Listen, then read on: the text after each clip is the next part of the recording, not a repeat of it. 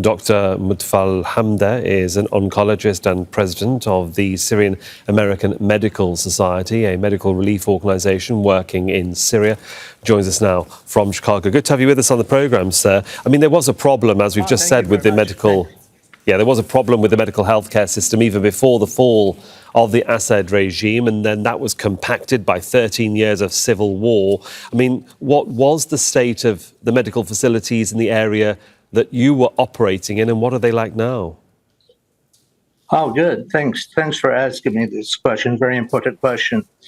We were operating in the northwest of Syria, in the area outside the government-controlled area. We have been operating there for many years.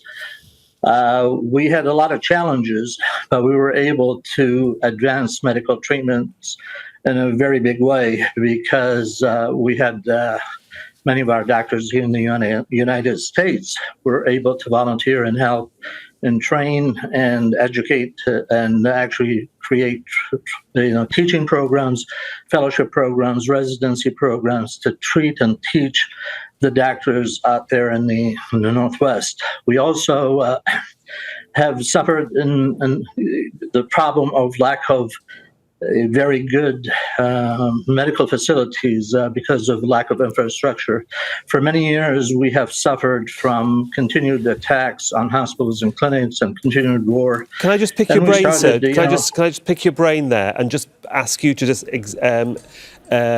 detail for us, when you say you had very bad medical facilities, could you just tell us exactly what was and what wasn't working? Did you have operating theatres? How was A&E, triage, paediatrics, that type of thing? I mean, what was working, what wasn't working?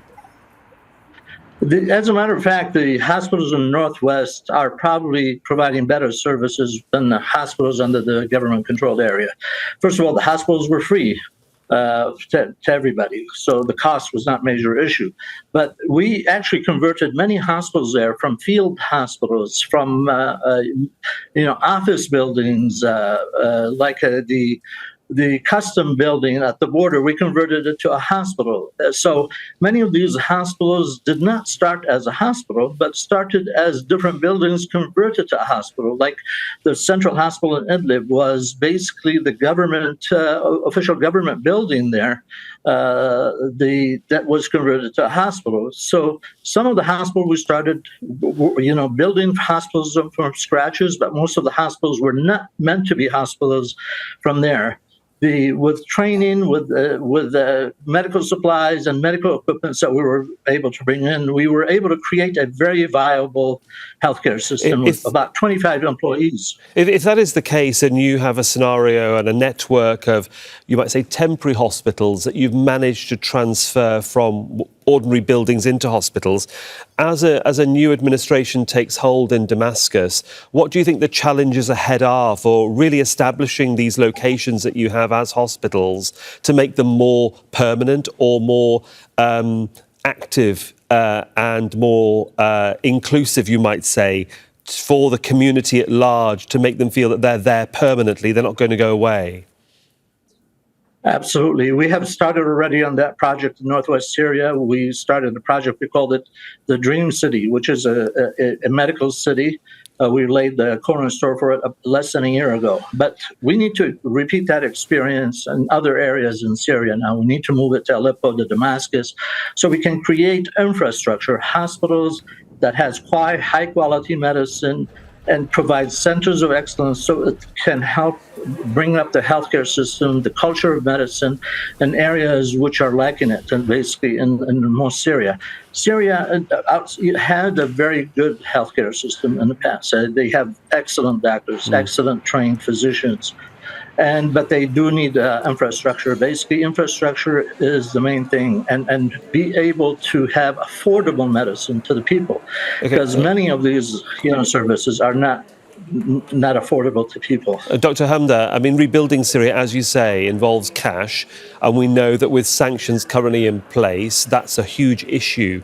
We have diplomats gathering in Jordan this coming weekend for talks on Syria. If they are watching this programme, what's your appeal to them in terms of the needs and the wants of Syrian people right now as winter approaches and as we head, obviously, into 2025?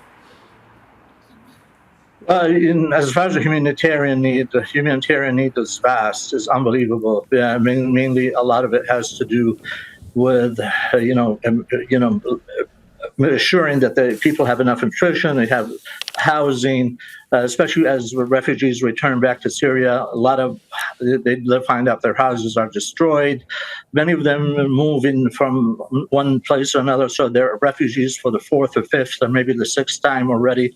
We need healthcare infrastructure to be able to provide dignified quality medicine to people who cannot afford it, people who are on the loose, on the run, particular services that are lacking oncology. Oncology is very expensive, and those services are extremely tough, hard to get, very specialized. Other things that are very important are, things that are highly specialized, like cochlear implants and stroke and cardiovascular surgery. These are services that will require sophisticated and very good infrastructure.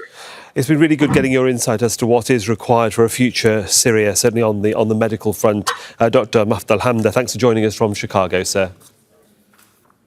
Thank you. Bye-bye. Make sure to subscribe to our channel to get the latest news from Al Jazeera.